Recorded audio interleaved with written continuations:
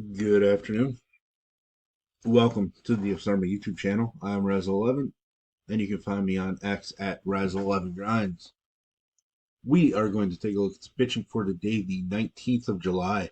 It is Friday. It is the first day back from the All-Star break. We do have 11 games on the main slate to deal with. I think 14 games total today, which is still really weird, but it is what it is.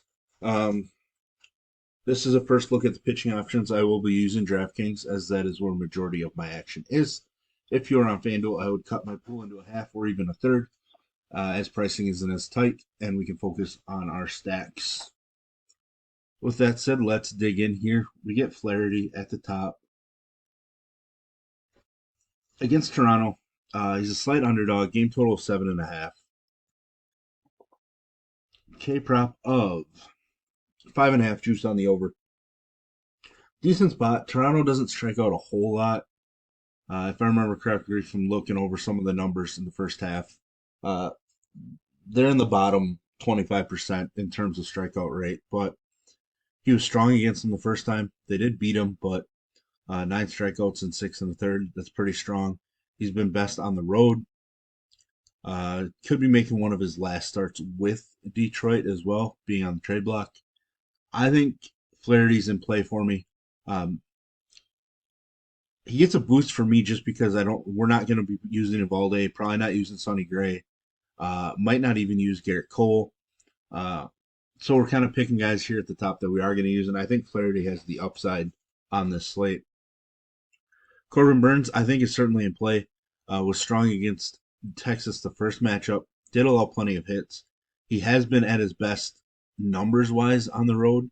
K numbers aren't as strong. But just not allowing many hits, which is a big thing. He hasn't been the same guy this year as he had been in previous years.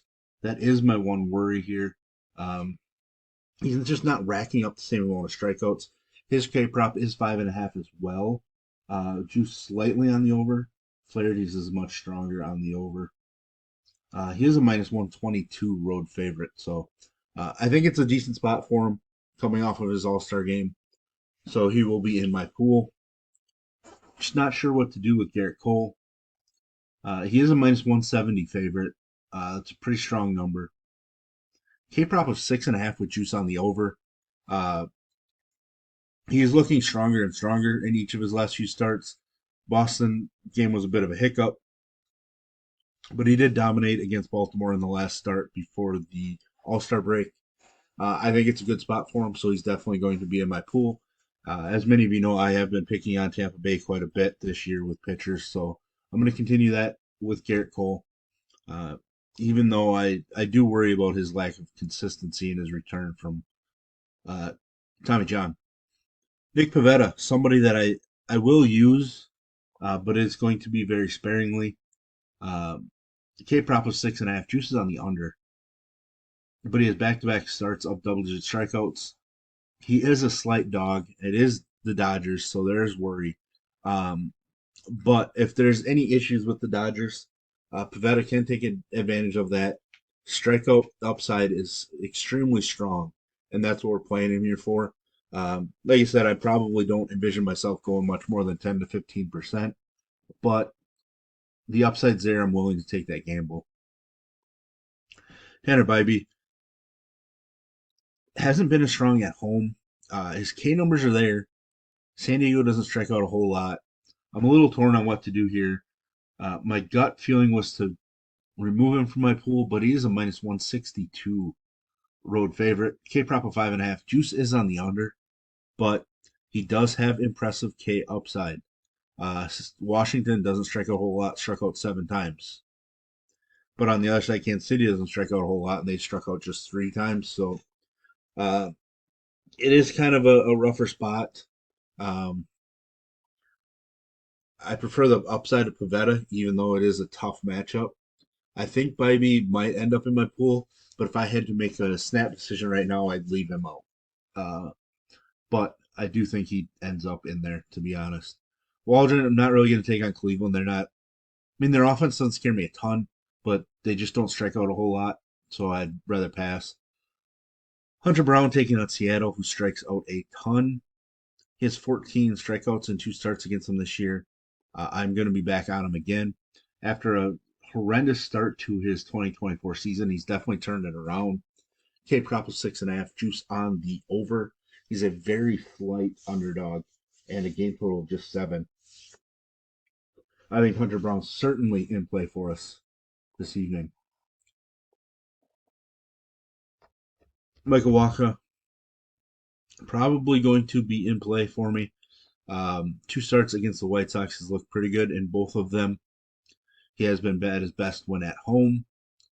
Obviously, his K upside is not anywhere near a lot of these other guys, but he is a minus 225 favorite. K prop of 4.5, juices slightly on the over. I just think he's in play because the matchup is just too nice to pass up. Luis Castillo, I don't mind him against the Astros. The Astros just don't strike out a whole lot. He is pitching at home where his numbers are far better. Coming off of a strong start or two to finish the first half. His K prop is 5.5. Juice is very slightly on the over, and he actually is a minus 115 favorite. So I think he's in play. I think from a DFS standpoint, I just prefer Hunter Brown in that matchup for upside, but I think Castillo is definitely in play. Chris Bassett's going to be in play as well for me, taking on a Detroit offense that's weaker. Some issues, obviously, allowing some runs. Walks have been up. Ks really haven't been there.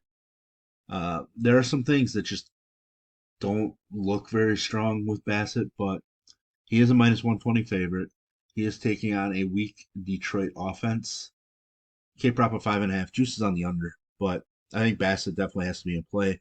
I think there's some nice pitching here in the low to mid 8K range. That's probably going to make or break this slate for us tonight. As we scroll down, Sean Manaea, certainly going to be somebody that people use. He was solid against Miami the first time he faced them. He is at his best when pitching on the road as well.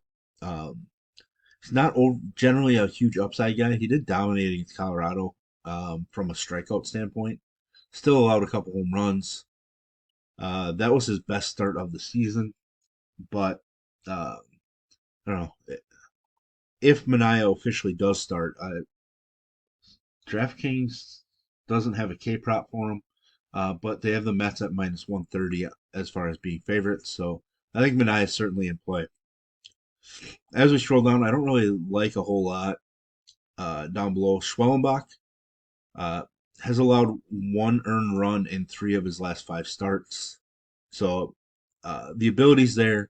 He's not a huge K guy in general, but he has been best when pitching at home. He did struggle a bit against the St. Louis squad, but he is a minus 120 favorite against Gray and St. Louis. K prop of 4.5, juices on the over. I think we can sneak him into our pool and feel okay about it. As we look down, not a whole lot stands out to me. I think JP Sears will get some looks. Back-to-back really strong starts once against this Angel squad. He's certainly worth some investment, probably. K prop of 4.5, juices on the over. Looks like he's a minus 122 favorite right now. So, but obviously you have to make sure he is actually starting. Other guy down here I debate would be Edward Cabrera, but I think I might just pass on him. I obviously like the talent and the upside long term. He just hasn't been great. His K prop is 5.5, just slightly on the under. He does have upside, and that's the thing that stands out to me. But he just hasn't looked very good. So I might just have to pass on Edward Cabrera, and just wait until he kind of turns it around and gets it rolling in the right direction, because he's kind of been on the opposite end of that spectrum. So, but there we have it. There is the first look at pitching for today. If you enjoy what I bring to you, please hit the like button, hit the subscribe button, turn the notification bell on. Get the alert anytime we drop videos here at DFS Army. If you want to join us, get access to our coaches, tools, sheets, Discord, etc., I will put links in the description below. You can use promo code RAZ, that's R-A-Z, for 10% off monthly. And as always, best of luck, everybody.